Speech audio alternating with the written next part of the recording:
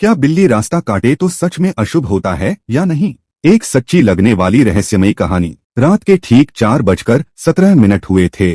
Phone की घंटी लगातार बज रही थी। रमेश ने घबराकर फोन उठाया। उधर से सिर्फ एक आवाज आई, अगर आज घर से निकले तो वापस नहीं आओगे, और कॉल कट गया। रमेश का पूरा शरीर कांप उठा। उसने नंबर दोबारा मिलाया, लेकिन फोन स्विच ऑफ था। कमरे में सन्नाटा था। घड़ी की टिक टिक साफ सुनाई दे रही थी। रमेश ने सोचा कोई मजाक होगा, लेकिन तभी उसकी माँ कमरे में आई और बोली, बेटा आज मत जाना। रमेश चौंक गया। क्यों माँ? माँ बोली, अभी अभी मैंने सपना देखा, तू सड़क पर गिरा पड़ा है। रमेश अब अंदर से हिल चुका था, क्योंकि आज उसे शहर जाना था, जहां उसकी जिंदगी का सबसे बड़ा काम था। अगर आज मौका छूट जाता तो साल भर इंतजार करना पड़ता। रमेश ने खुद को संभाला। वह तैयार हुआ, बैग उठाया और जैसे ही घर के बाहर कदम रखा, अचानक हुई और उसका रास्ता काटकर अंधेरे में गायब हो गई। रमेश वहीं रुक गया। उसी समय पीछे से पड़ोसी चाचा की आवाज आई, रुक जा बेटा, आज मत जा, संकेत अच्छे नहीं हैं। फोन की धमकी, माँ का सपना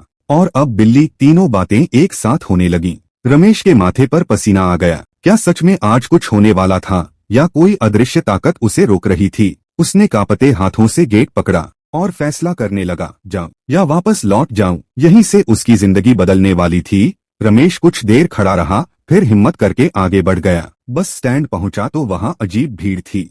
लोग आपस में कुछ फुसफुसा रहे थे।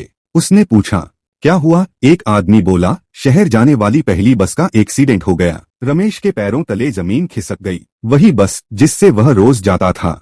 अगर वह समय पर निकल जाता तो उसी बस में होता। अब उसके दिमाग में एक ही बात घूम रही थी, क्या बिल्ली ने सच में बचाया, या ये सिर्फ संयोग था? वह वापस घर लौट आया। पूरा दिन डर में बीता। अगले दिन फिर उसे जाना था। इस बार उसने तय किया, देखता हूँ सच क्या है। वह फिर सुबह निकला और फिर वही हुआ। वही काली बिल्ली उसी जगह उसी समय रास्ता काट गई। अब रमेश ने उसका पीछा करने का फैसला किया। बिल्ली गली के मोड़ तक गई, फिर एक टूटे मकान में घुस गई। रमेश धीरे धीरे अंदर गया और जो उसने देखा, उसकी आंखें खुली रह गईं। अंदर बिल्ली के 3 छोटे छोटे बच्चे थे।